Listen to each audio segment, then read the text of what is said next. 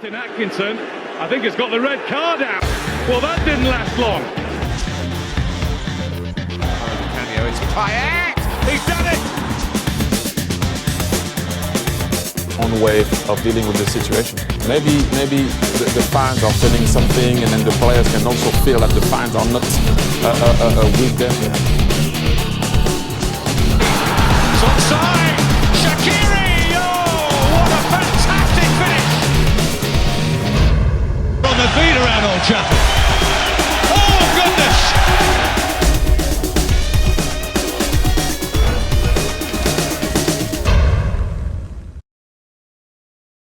Hey there, bonjour, hola, ciao, ni hao, kimcho and salam. Post-international break, welcome back to the Straight Red, where an elbow to the face will get you a pat on the back. We've missed you so much. How have you all been? With me on the team sheet today are Cass, Neil, and Wiss. It's so lovely to see those cherub faces and hear those angelic voices. It's good to see you. The meter's running. Let's get it underway in today's post-match presser. Game week 4. We saw City, Chelsea and Everton, as well as Tottenham, remain undefeated, while Southampton, Sunderland and Stoke winless still. How did your weekend go? What did you think of the games, boys? I have one thing to say. Yeah. Blue moon, I saw you standing alone. Hello. All right. You got to finish that song. I think that's about the extent I know about it. I know some more of it, but I don't want to, make you guys go deaf. Why don't we start off with Stoke getting annihilated by Spurs. How did that happen? Yeah, reminded me of the Tottenham Spurs of last year, finally. I think the thing that stood out to me most was Son's performance. I thought that, outstanding. Instant just gratification and justification for why he should be playing in the Premier League. It didn't make sense to me why he was contemplating going to Germany, but I think he made the right move by staying. I think that, you can continue to see big things from him as long as they continue to play him. But, his first and second strike, I think it was the second strike, which was the one that was out of the box, if I'm not mistaken. That was, oof. It was a good performance for sure. It smashed it. And Eriksen was the key there. He's going to have another outstanding season. I think he's second in assists only to Ozil. Yeah, he was outstanding. What do you think about Dele Alli's miss? Yeah. What do you think of that miss by Dele Alli? It was bad. It was terrible. There's no way to put it differently. But, hey, he made it bad. Whereas against Manchester United, bad? These things happen. Harry Kane is pretty happy to finally score. He's back on it. He's back on it. Yeah, but what a garbage goal. It was such a garbage goal. Garbage goal? Yeah, his first attempt, he got the ball in the box and he whiffed it. And luckily it went out wide, and then it got put back in. His first touch let him down so badly, but at least he managed to – it was an unconvincing goal. He needs to get out of his slump. You have to say, in the scheme of things, too, it was the fourth goal in a 0-4 match, so important. But it does give him some confidence going forward. I think it's important. And also the theme this week was also being in the right place at the right time. We'll cover that as we've gone through the matches. The only really other outstanding thing in that game was Arnautovic getting booked for simulation, and also Mark Hughes getting sent off for his reaction. So that's some of these new rules coming into play. Otherwise, that's a solid win for Spurs. It's still. Why did Mark Hughes get dismissed? I know that they're trying to crack down on how aggressively players and coaches respond to refs' decisions. I don't know what the official. I think it's just dissent. It's the same as the players. I think it's just dissent. Look, as Americans, we're used to like the NFL, or rather the NBA even. If you give any lip to the ref, you're getting a technical, and the other team gets to shoot. basket, and then if you get another one, you're out of there. Yeah. So I think comparing it to that, it's still pretty lenient because they can get away with saying quite a bit. And it's just a different standard, but I think they're trying to nip it in the bud a little bit, trying to clean it up a little bit. Not a bad thing, in my opinion. No, but that's coming from an American perspective. Yeah. I prefer having the culture there. I remember the specific game where Wenger got told to stand outside of the line or the box, and he stood at the menu tunnel or above the bench. Yep. That's when he kicked the water bottle, right? But then you got an apology it afterwards. Just gives the game a bit more character, and it's just fun to watch as a spectator. It's harmless. I mean, it's harmless. It's nothing malicious. Why don't we move on? West Ham won at home 2-0. They lost 2-4 to Watford. Some amazing goals there. But I think the highlight for me was Payet's incredible assist. His little Rabona flick that he did. It's incredible, and Dini's lob. If that didn't come off, though, how upset would the coach have been if he missed that? Like, Balotelli once tried a backheel in a preseason game. Yeah. And they subbed him off because of that. I mean, that kind of stuff, it was incredible. Yeah. That makes it that much sweeter because that was a really risky play. Yeah. Really risky. I mean, 9 out of 10 times you probably would have fluffed that. It would have gone out for a goal kick, you know?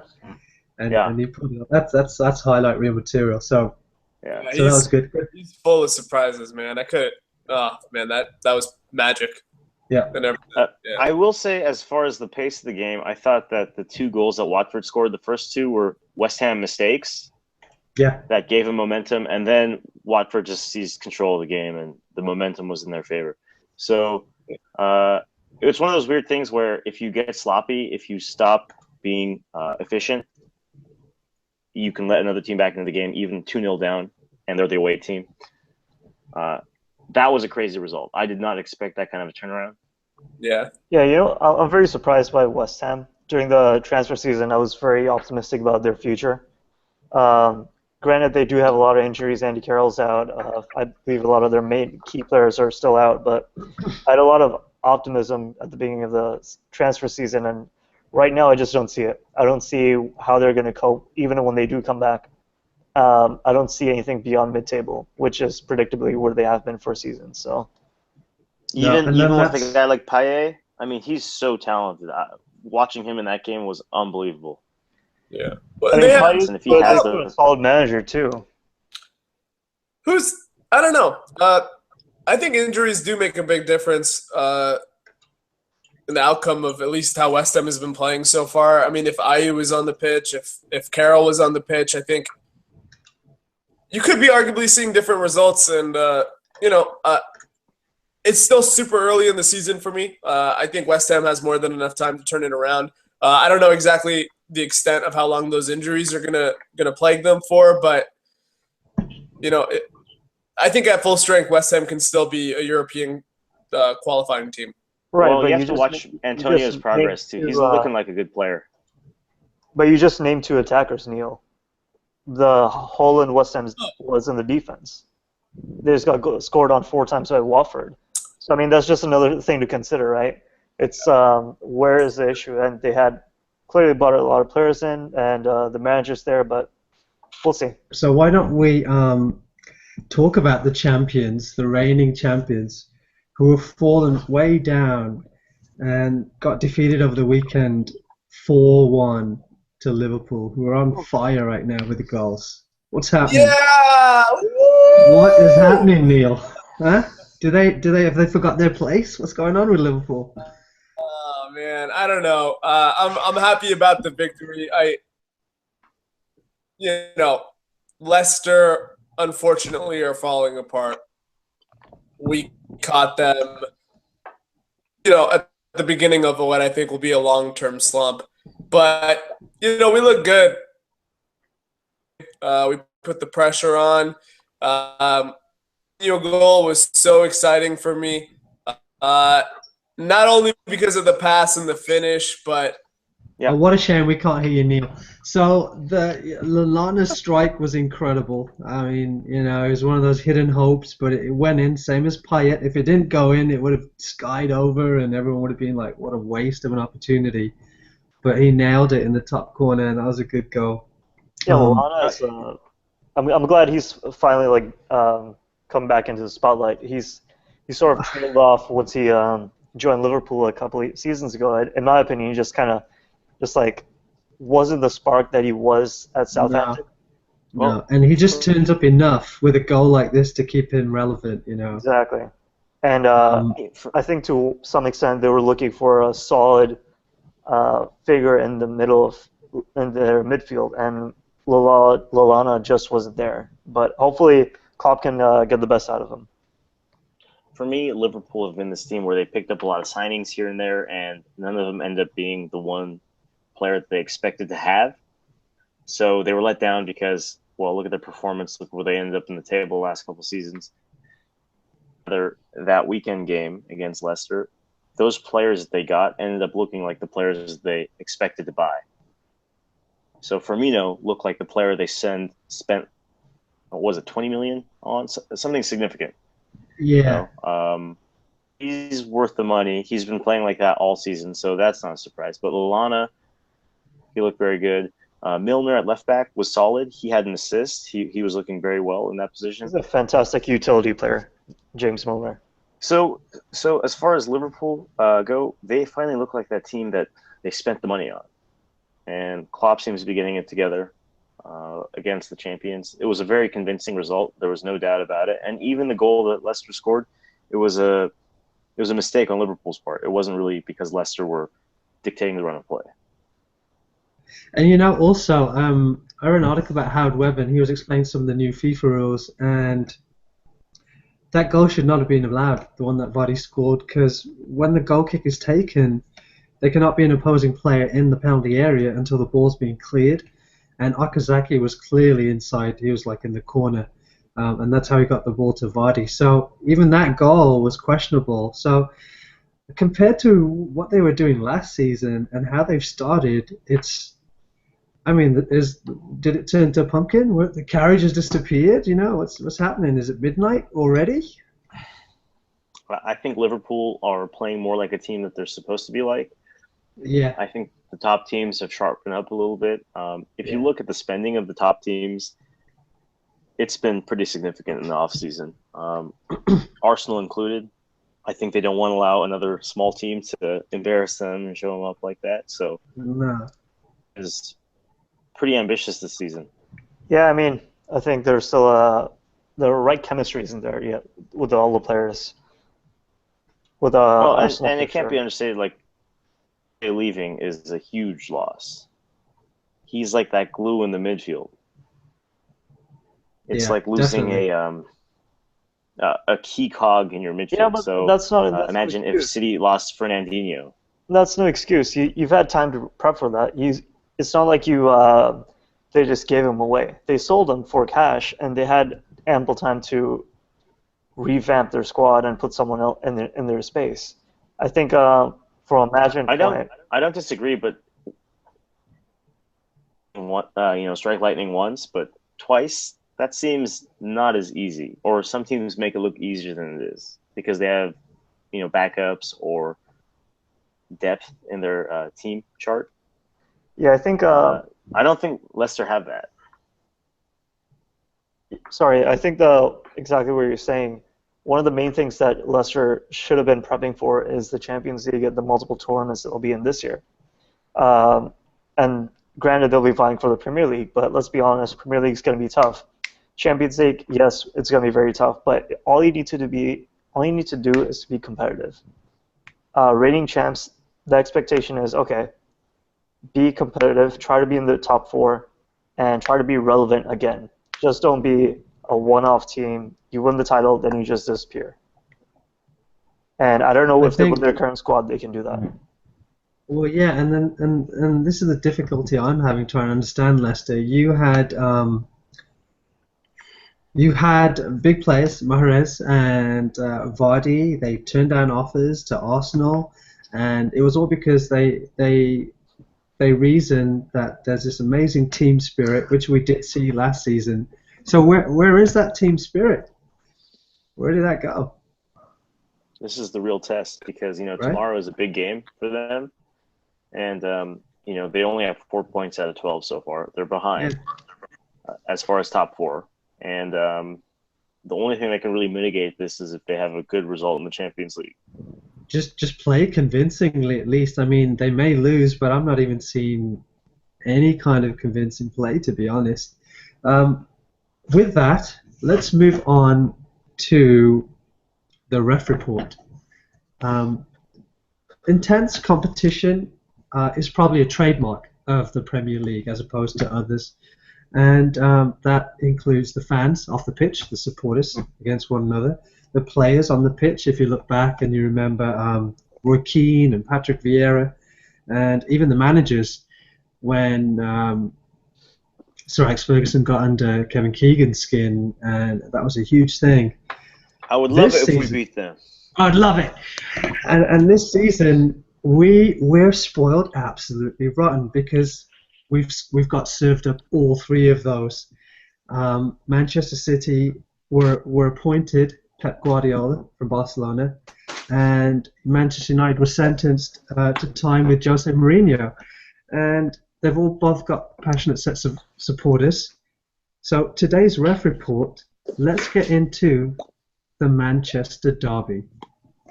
Take it away, boys. 2-1 at the Swamp. Yes. Woo! Oh, dude, that's the best result possible. Where do we start? Do you start with the managers? Do you start with the players? How do we get into this? Let's start with the match. Let's start with the match.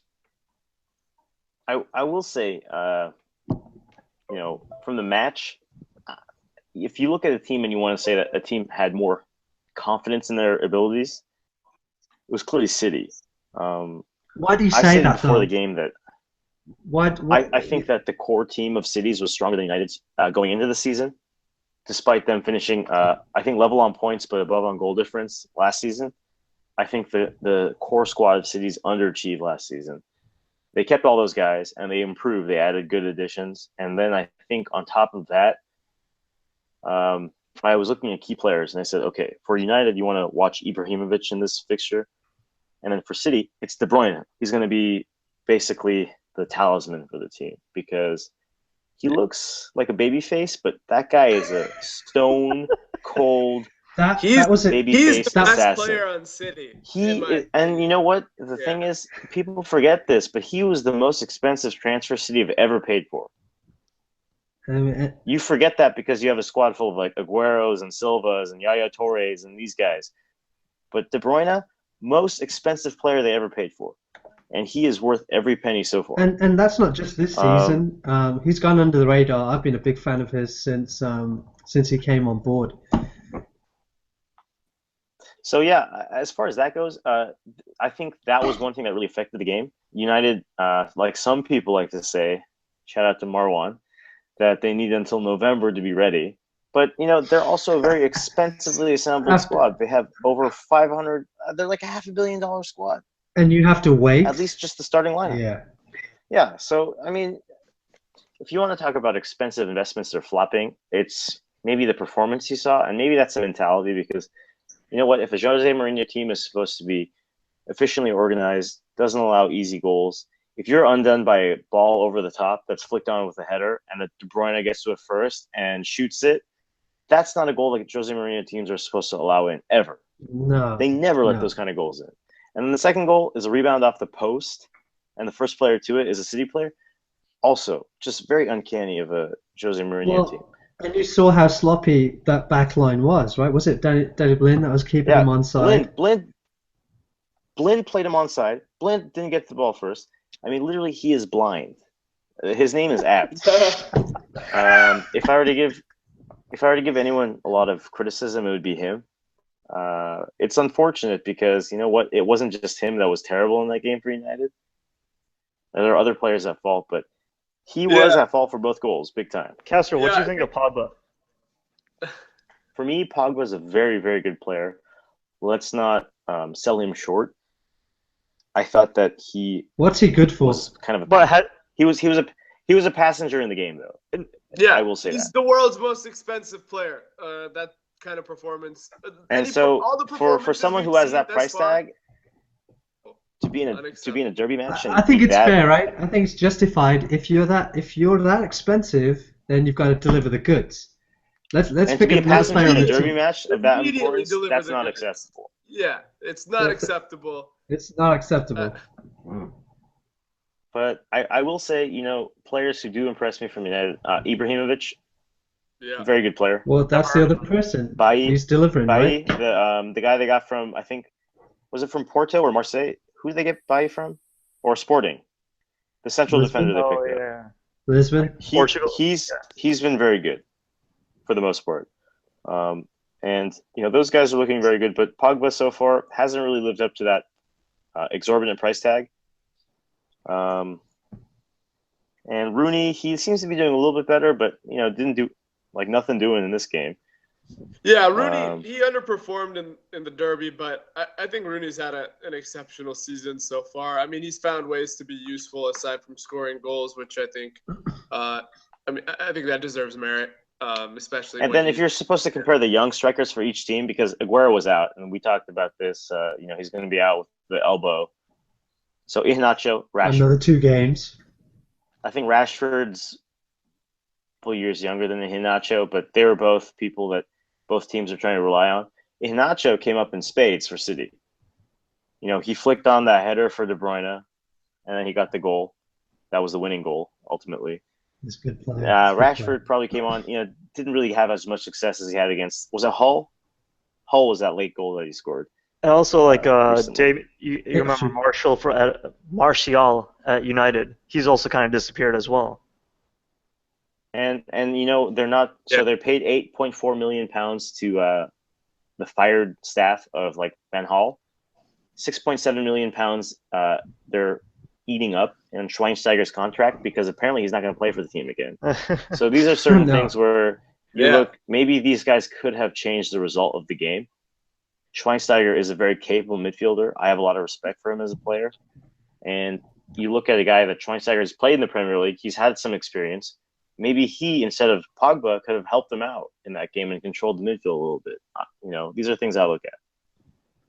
Do you think that before this game, before this weekend, we saw a lot of the Snapchats and we saw a lot of these posts from Zlatan and Pogba after the previous weekend's results, and they were having a great time, and I was genuinely worried. I was like, these guys have got great team morale.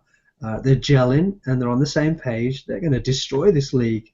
But then in that Manchester derby, it all disappeared. So are we starting to see some sort of heads butting and some egos clashing now? Is that what's happening as we anticipated? I think we saw a better Manchester City team than they look to me as good as they've always been. I didn't see anything more. I mean, they've shown these brilliance last season as well, Yeah, I mean, I think that United will continue to beat the teams that they're better than on paper. City is EPL, right? Okay. I don't like saying okay, let's agree. Yeah.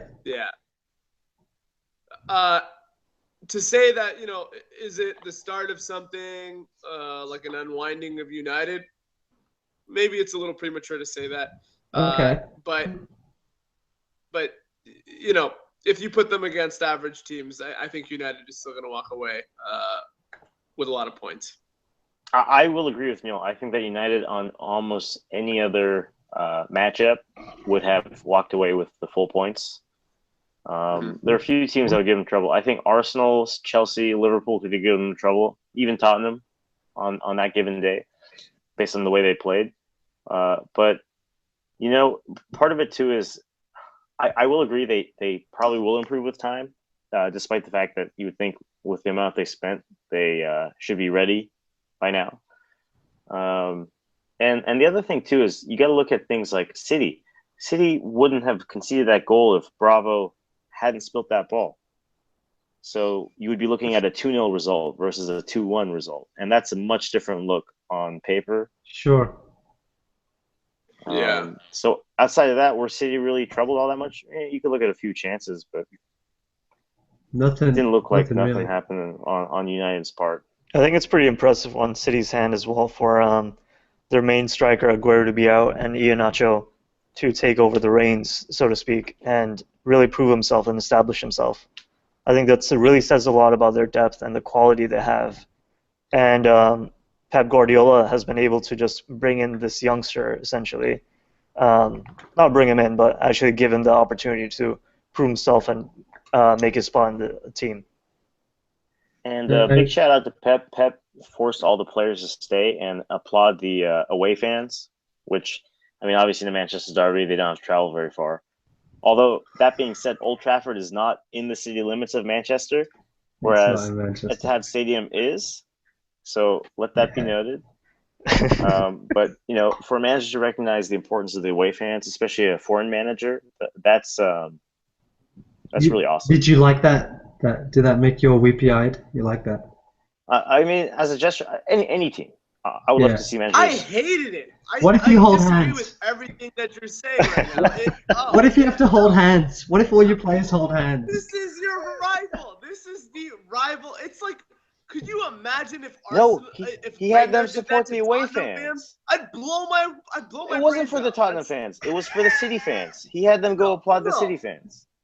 No, that's ridiculous. What do you mean? Sorry. I just To applaud your own think fans? It's naive. I think it's a coach who's come in who doesn't understand the history or the culture or the rivalry of that derby, and he's like, yeah, you know, let's do something nice and unique. I don't know. I just didn't feel right for me. I know, right? It's like to clap your own fans. No, to clap the opposition fans. It doesn't make sense. He wasn't clapping the opposition fans. He had them go towards the away end. Yeah, it was supporting their own squad or own supporters. Oh, remember? Yeah, I'm sorry. You misread that whole situation. Like, you wouldn't make them do that. That'd be ridiculous. I mean, that would incite. Well, that would sorry, incite that riots. didn't make any sense to me. I was like, this is the wackest thing I've ever heard in my life, man. Can't believe it. Yeah. it's you know what? It was a nice gesture. We'll just have Mo take that 30 seconds out of the. That little rant out of it. We should leave that in. We'll call that Neil's meltdown. It could be we could keep it for bloopers. Yeah. It was interesting though, Cass. I was watching like the pregame for the Champions League today for Man City, and a lot of the commentators were analyzing the Man City derby, and they were saying, well, with Guardiola or with Pep being at Man City, this is becoming sort of this new phase of Man City where the club was known as the buyers club. They would essentially go out, buy the big names and so and try to prove themselves and fail or succeed, however you interpret it. But bringing in Guardiola as like this tactician with a history of success, it just shows signs of letter of intent saying, we're not just here to buy and win. We're here to like buy, play well, and prove ourselves and keep a title. I agree. I think that it's gone in progression. So if you look at Hughes, Mancini, Pellegrini, should have kept Robinho. Guardiola now. Robinho was tight. He thought he was going to Chelsea. You know, he was surprised when he found out he's in the middle of Manchester and not even the red team in Manchester. But yeah, I think I agree with that. Definitely that the coaches are coming in progression. They're becoming more and more tactical, and with Pellegrini, you're looking at very positive attacking football. And a lot of those players that he picked and he brought to the team, those players are a continuation. Pep has been favoring them big time in his lineup, and it's being fine-tweaked. I think that a lot of those very defensive-minded players that Mancini brought in, they're gone. And you're seeing the team being kind of tweaked towards this more total football, which Pep is known for, Do you think Yaya Toure is on his way out? Unfortunately, I don't see him having much of a future with the team based on the way Pep, let him go at his previous tenure at Barcelona, and then also just currently. Bony seems to be gone. Company, we have yet to see him feature in the team, but I figure, maybe if he's healthy, he's going to give him some time. I think they said that his health, he hasn't played so far. You're going to look at Nasri, he's gone. there's no way Nasri's staying. And so he's kind of tailoring the team towards his own image, as any managers want to do. We'll see. Some of his new guys he's brought in, Sané, Gundogan, and these guys haven't featured that much yet. So I was hoping to see some of them today in the Champions League fixture, but that was postponed. So we'll see. We'll see how it goes going forward. But I want to bring up something, as part of the ref report segment. We were talking about Everton being in third, and On goal difference. yeah, and they're only third on goal difference, right? Because on points they're level with Chelsea. Yeah. And so you want to look at the way Lukaku seems to be emerging. Sunderland obviously has to be taken into consideration because they're not a great team, but it revolutionizes this team and makes them a top 4, top 5 team. Is he doing something very significant? Is it a miracle, or is that team just good and didn't have quite the right manager? What's happening with Everton? I'm very curious about their situation right now. They're a team I'm looking at pretty closely. They've got Middlesbrough next week, I think. Let's see how that goes. United have got Watford and City have got Bournemouth next week. And then we have obviously Liverpool. Chelsea's big. I think Everton's prepped from a management standpoint and from a player standpoint to be all their fruits of labor are sort of coming into harvest or bloom, if you will. I think they're ready for the right moment. It's just been in the works. How much? So what do you think if, just as far as like the in-city derby goes, the Merseyside derby? I see Neil making some faces down there. Okay. No, it's but here's just the question, way too early. You want to ask yourself this because it might be a little bit early, but if they were to play this weekend, who would you favor? Who would you favor? Everton versus Liverpool? I would favor Pool. 100%. But I think we've seen a few really good matches from Everton. They built some good momentum. Lukaku's come out and looked like I think we expected him to look. But again, I think the most important thing to remember is just this team is far from perfect, and the last few years should still be fresh in everybody's mind. And so I think when we see Everton face off against some stronger competition, I'll probably be able to develop an opinion and a little more confidence in their form. But as of now, it's just, and they've played too weak of competition to, I think, make any conclusions. Fair enough. But, top 3 does impress me. We'll see how it goes going forward. It is early, but Everton haven't impressed me so far. Yeah, and I think Koeman is a better coach than Martinez, and I think that you'll continue to see improvements, but the question really becomes, can they compete in generating points like the bigger clubs? And I just don't know if they have the do they have the depth to accomplish that in the long run? That's another question I think we should be asking ourselves. Why not? Their starting 11 look good, but when you look deep, who's really on their bench? Well, if they stay healthy, they don't have anything else going on for them. They don't have other competitions to worry about, and they just need to focus on the games that come in the Premier League. I think it's very much achievable. But think about it this way, right? If they lose one of their key players, let's say Bolasie goes down, let's say Lukaku goes down, what happens then? Unraveled, if I'm not mistaken. Kone's back up. So Aruna Kone, who they've had for a while. That's what I was trying to get at. It's like they don't. They can't will happen, right? And the second that happens, I think you see Everton really just kind of, that's when we'll really see if they can sustain, and I don't think they will. Neil, that's a fair point. Just want to know your thoughts on Firmino. Your call dropped off during that segment, so I just wanted to see what you had to say about him.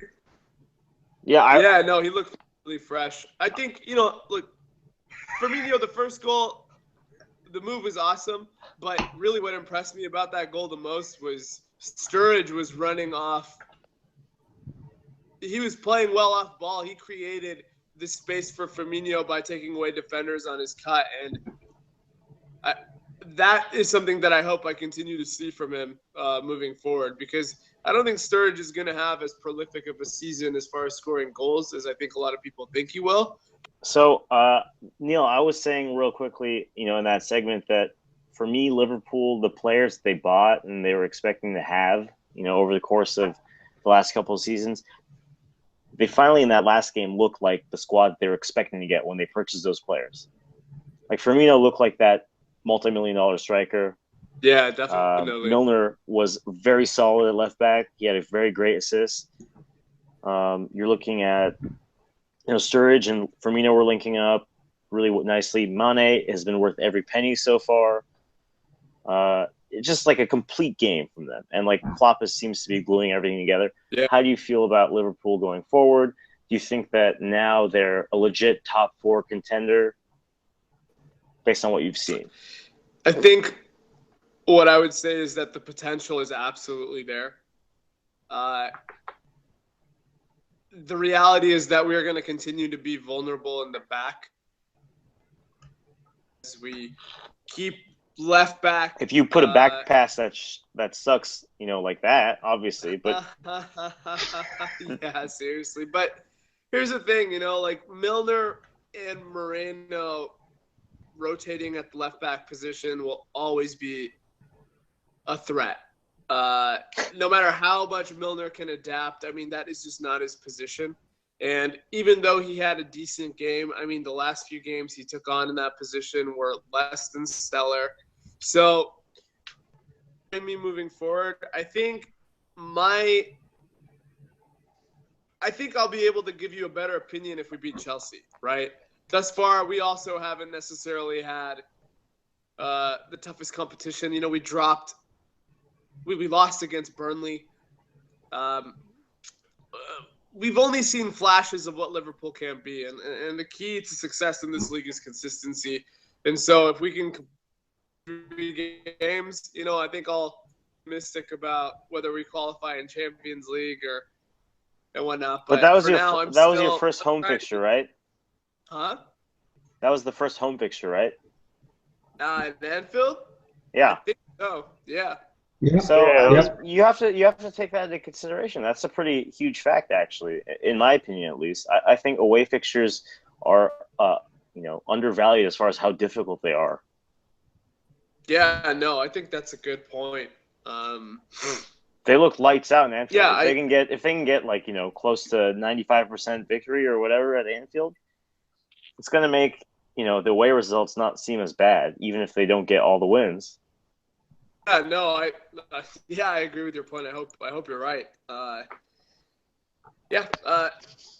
just hope that we really can figure out defensively to kind of isolate some of those incidences that keep plaguing us game after game. That Leva back pass was the most embarrassing play I think I've ever seen ever, unfortunately. But it sucked that he did it, but I don't feel nearly as bad about him completing that kind of error. Can you imagine if Moreno did it? Like, what would be happening? I can only imagine Klopp's face after that back pass. I don't even know. Anfield would have gone on fire. Like, that's what would have happened.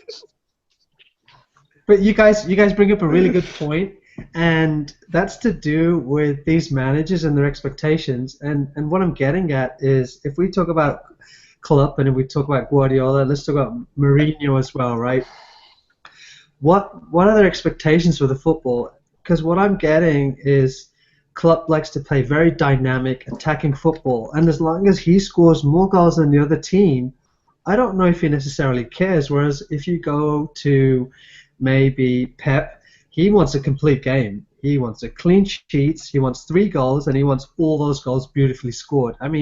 Is that what you guys think? Do you see any of that right now about where they want to take these teams, or are they just out there playing? No, I think that's a great point, Deepak. Absolutely. I definitely see your comparison to kind of like what Klopp's game plan is and how that's looked in Liverpool so far. We've definitely been a more attack-oriented team than I think I've seen in the past. Same thing with City and the Pep analogy. I mean, Yeah. you're right.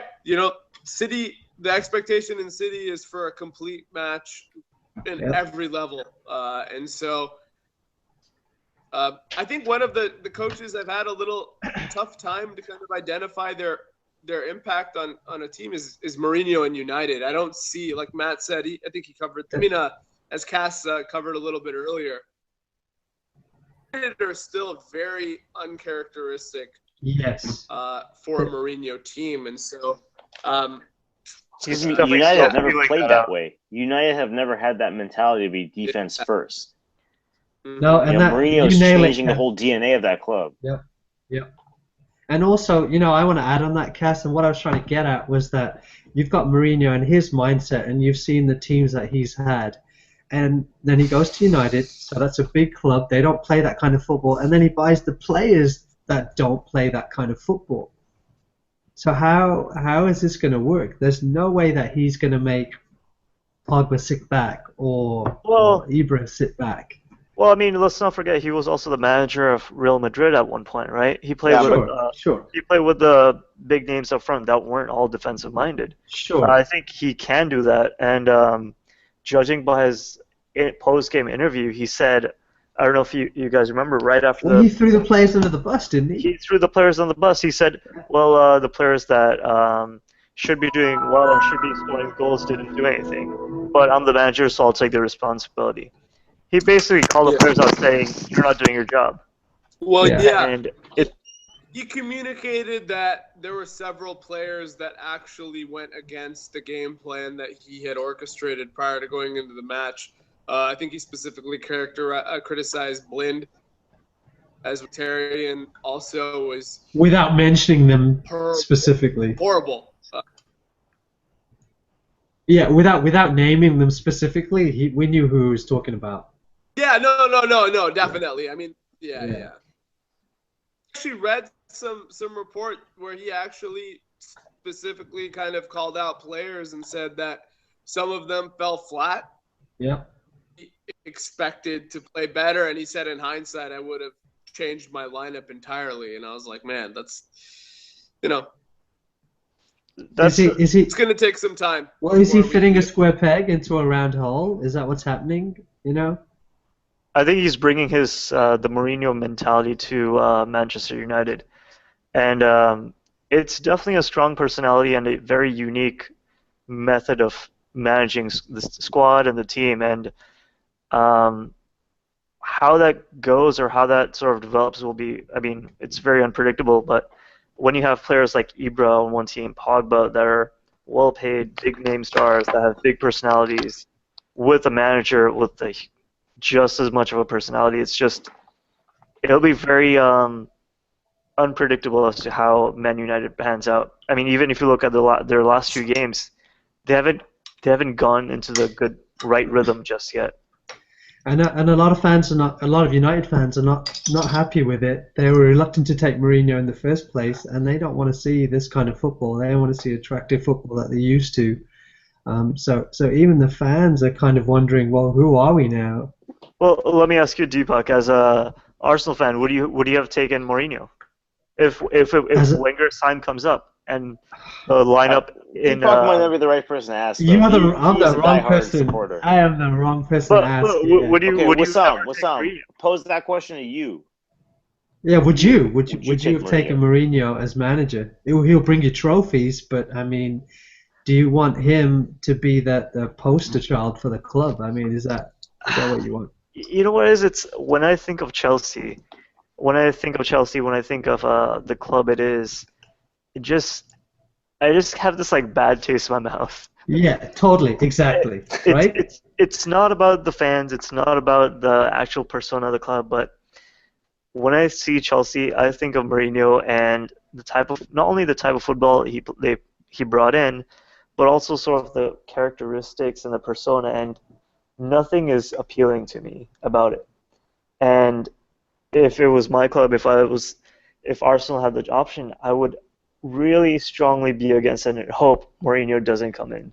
He would get us trophies, but at what cost? I 100% agree with you. One thing I don't really like about Mourinho, and this is across any team that he's coached for. He seems to be very negative, and his antics get old pretty quickly, especially if losses start racking up back to back. He's not a very good sportsman when it comes to losing. Obviously, okay, losing is not something a winner likes to do. Is that a head game though, Kat? Is that deliberate that he does that, or is he? Part of it definitely is, but part of it too is your dignity as a coach of a club. When you start blaming other people left and right, and his antics at Chelsea, especially when they were losing, you could tell. Even Matt, our friend Matt, who is a diehard Chelsea supporter, he was getting sick and tired of it too, and that says a lot. You could tell how Chelsea was doing by how Mourinho would dress, the clothes Mourinho would dress to the games. Like when they're doing. Mourinho even gets. One thing I've noticed with him, I don't know if this is like confirmed or not, but he gets chubbier as he's unhappier, and he gets in better shape. He actually gets in better shape when he starts at a new club. So like when he started at Man U again, he got in shape. He's slim. He got chubby at Real Madrid when he was getting like fired. He's wearing like sweatpants and like he doesn't care. Yeah. So first game at Man U, he wore a suit. He wore a tie, clothing. At Chelsea, he was wearing tracksuits all the time. It would be a fantastic psychology class just to like analyze Jose. I know we might read into it, but some of it is like a little bit like mind games, or you read into it, and his body language. It says a lot about the team and the state and the manager and where they're at. Well, let's talk about City's manager. He's sharp, you know, and it takes a bit of effort to get dressed, you know, so that relays into your approach to the squad, right? Well, part of it too is if you bring a guy in, like let's say a high-profile guy, and you know that he's had a track record of having success, players look up to that, and they want to see a guy who. He's a role model. If they have a vote of no confidence in their manager, that's not a good sign. Yeah. When players start mutinying on their own manager, that's not a good sign. So Chelsea players did that to Di Matteo. You know, we've seen case time and again of players having an open mutiny on their manager, and then all of a sudden, when the manager changes, the players play lights out. What's happening? You know, we saw that with Chelsea too. Yep. A few times. So I think that especially at Man United, for now it's fine, but allow things to happen, and if things don't go their way, like we were hinting at before. If it doesn't go their way, maybe those personalities that are larger than life could start clashing. You know, you don't necessarily have that kind of situation at any of the other clubs right now. At least maybe, you know, I'm not looking into it that way, but I don't think any of the other teams have those big of personalities in such high density at a single club. And number, yeah, totally. Yeah, I think it's sort of like a trend or sort of an example kept by Ferguson, Sir Alex Ferguson, where it's you bring in these high-profile players and you manage them. He had the Beckham, he had the I can't even name players anymore, but Scholesy, Giggsy. Yeah, exactly. Like he had the big names. Cantona, Eric Cantona, and he made. But Ferguson knows how to get those guys in check. Yeah. He keeps them in check, and Mourinho, I think, to his credit or discredit, Mourinho is more of an enabler. Mm-hmm. Whether you look at his more recent stint at Chelsea with Diego Costa, Costa is a beast on his own, and he brought in sort of this beast and said, "Go crazy, do what you need to do to get to the goal."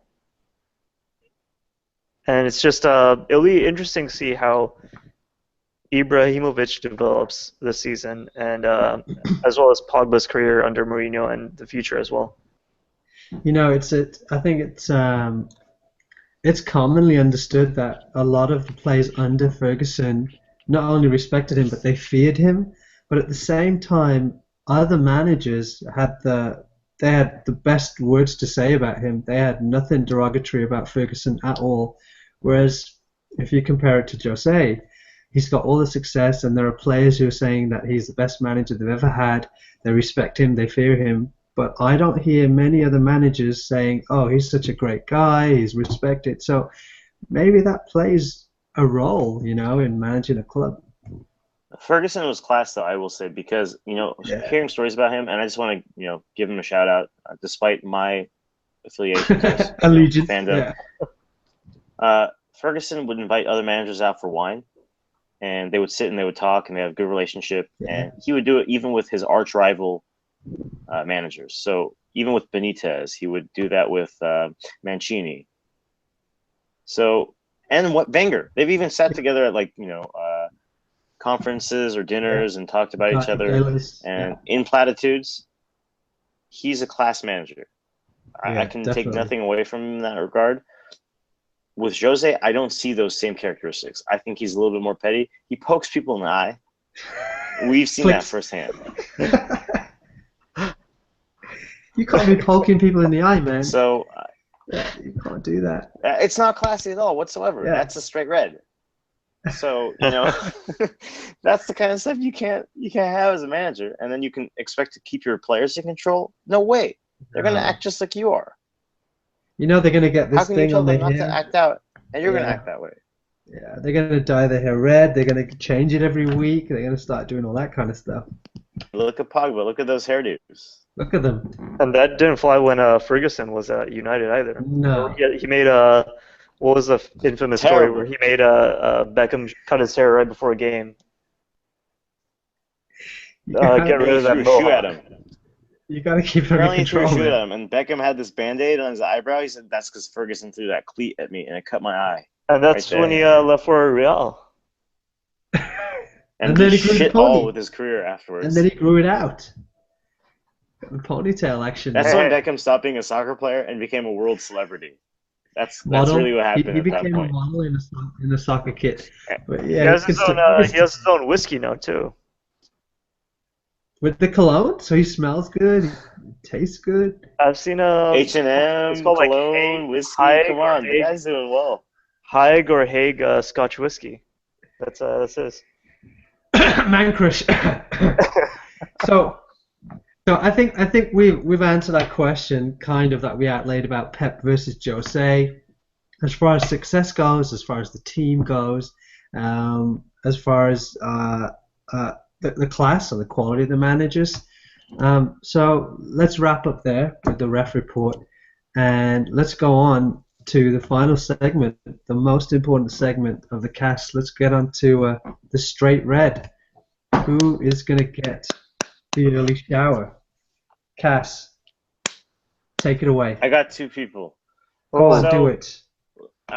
One, it's both from the Liverpool-Leicester fixture. So Okay, first it goes to Lucas. How can you possibly give a back pass or a pass in your Is own that what penalty it area like was? that? Did he not spasm? Is that what that was? He gave an assist to Vardy. It was a He great gave ball. an assist to Vardy. It was Great ridiculous. ball. I Great mean, ball. look, you don't, as if you play the ball from the back, you don't fuck around with it when it's over there in your own box, that area. You're the That's last very man. dangerous. So look, that is a straight red. From their own fans, he had to turn around to the cop end and say, "I'm sorry." He gave the ball away to an opposing He should player, have just walked and they off. scored He at the should- top end. I'm done. You should have just walked off. Yeah. So Yeah. that one was one, and the other was Schmeichel Oh, what is he doing? Oh, God. on that That last is goal. horrible. This guy, what is he doing? He's losing his mind, man. 3-1, kind of respectable. 4-1, route. Oh my God. And then Stay in who your scored that box. last goal? Was it Firmino again? Who do you think you scored are, that last goal? Szczesny? Yeah. And Stay he in your took ages. He was standing in there. He started doing the river dance. He looked around, took pictures and a Yeah. selfie. So and then to me, it's these moments when players lose their sanity yeah, and think they are something that they're not. He's thinking he's a second striker that's trying to assist the main striker, or he Schmeichel's was thinking that he's a sweeper. He's channeling his Neuer. Yeah, he was Don't 30, be 40 something you're yards not. out, right? yeah, and we have a saying that says, "Keep it simple, stupid." Don't He just kept it stupid. just do what you're supposed to do. He just kept it stupid because he can't spell probably. Those are my red cards. Yeah. Very good. I applaud you, Cass. I want to talk about something really important for my red card. The world is a tough place. We've got challenges every day, all right, and we fight. We've got to fight to make these sacrifices that we make, and it's not rainbows and butterflies every day. It's just life. So I put up with the lack of a back button, you know. No external volume controls. All right, that's fine. That's cool. You can even put the headphone jack in a really dumb place too. That's cool. But then you're gonna get rid of it. Apple, you get a red card, man. I'm sitting here and my phone needs charging, right? What do? I got one port. So I either charge it, no headphones. I mean, you're done. It's gone on too long now, Apple. Huh? It's a red You lost the card. plot, It's mate. done. I'm not falling for it anymore. Is that for Tim Cook or is that for Apple? Let's give it to the iPhone first. Let's give it to Tim because it's his idea. I mean, these guys, let's give it to all of them who sat around and were like, guys, I got it. Let's take it out. Deepak, just so we're clear, what device are you using right now? I'm using an LG Android. and that's how much I'm invested in Apple because although the device I don't use, but I appreciate what Steve Jobs did. I understand the vision he had, and it takes some intelligence to turn a computer, to turn a product around and make it profitable. And now it's just going down the drain. I mean, come on, less is not more, less is less. don't Preach, make me brother. buy Preach. Right? Don't make me buy these $140 headphones, right? That I'm gonna lose as soon as I get them. I mean, I'm not gonna. Yeah, I would lose them in a flash. I mean, because they're probably coming in a blister pack or whatever, so they fly open, it's down the drain. I mean, I'm done. That's me. Apple. I agree. It's ridiculous. I have to confirm and corroborate because you know what? How can I charge my phone and listen to it at the same time? I can. Well, screw you. Right. Because give me the choice. I was really hoping during Apple's release they would launch wireless charging capabilities. Because I've lost so many of those damn charging wires. Forget it somewhere. I was like, okay, next update will definitely have a wireless charging capability. That was on the list, Wiz, and it said, all right, guys, here are the two options. We either give them wireless charging, or we're going to give them wireless earbuds. You know they've made it by now. No. They're just not. They're waiting to release it until the 8th iPhone or whatever. You got it. They've made all these look, we're not stupid, but we're suckers. Yeah, because iPhone 6 sales weren't doing too good, so let's make iPhone 7 terrible, and then 8 is going to be really good. I mean, they nailed it. Yeah, but still, red card this time around. I hate maybe that I'll take it back. Yeah, that's a red card. That's a red card. Bravo. Thank you. Wes.